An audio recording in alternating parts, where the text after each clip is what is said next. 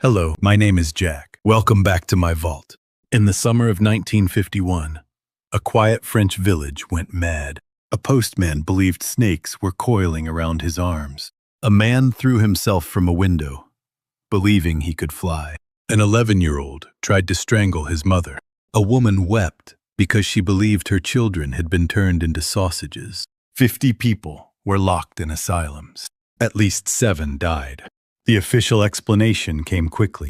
Contaminated bread. Case closed. But 58 years later, an investigative journalist found a document. A CIA document. It said, the Pont-Saint-Esprit secret is that it was not the bread at all. This is the story of what happened in Pont-Saint-Esprit and why no government has ever explained it. The vault is now open.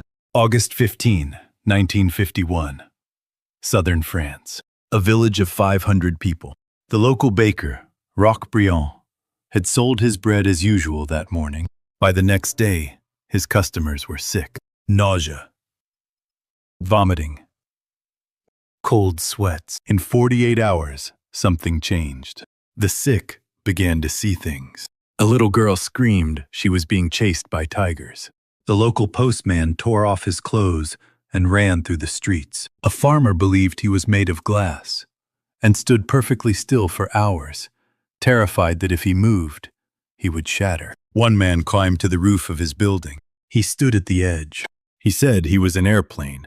He jumped. The local doctor had one word for that night: apocalypse. By the end of the week, 250 people had been affected. 50 were in psychiatric facilities. 7 were dead, and nobody knew why. The investigation began immediately. Scientists arrived from a pharmaceutical company in Switzerland. They examined the flour, the bread, the victim. Within weeks, they published their conclusion in the British Medical Journal. Ergot, a psychedelic mold that grows on rye. Case closed. Baker blamed. Story over. But there was something strange about those scientists. They came from Sandoz Pharmaceutical Company, the same company that had secretly synthesized the new drug just 13 years early. A drug that only a handful of scientists in the world knew existed. The lead investigator was Dr. Albert Hofmann, the man who invented LSD. He confirmed ergot caused the outbreak. Then, decades later, he reversed his statement and said he was no longer certain. In 2009, journalist Hank Albarelli published a book. He had spent years investigating the death of Frank Olson. Frank Olson was a CIA scientist. In November 1953, he fell from the 13th floor of a New York hotel. The CIA said suicide. Then, 22 years later, they admitted they had secretly given him LSD without his knowledge or consent. While investigating Olson, Albarelli found something unexpected. A CIA document. It referenced Pont-Saint-Esprit. The document read, Pont-Saint-Esprit and F. Olson files. Hand carry to Bellin. Tell him to see to it that these are buried. Olson's name and Pont-Saint-Esprit in the same sentence, in a document marked for burial. Albarelli found a second document, a 1954 CIA memo. It described a conversation between a CIA officer and a representative of Sandoz, the same company that had investigated the outbreak. The Sandoz representative stated, the Pont-Saint-Esprit secret is that it was not the bread at all. It was not grain ergot.